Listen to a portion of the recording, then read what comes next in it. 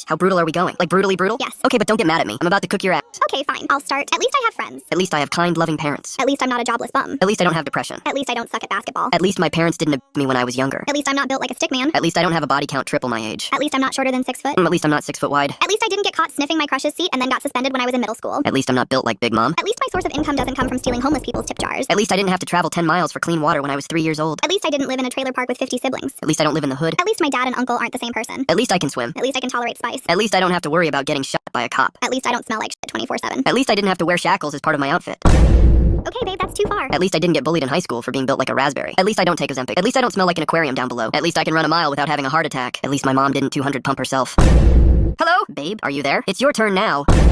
I'm breaking up with you.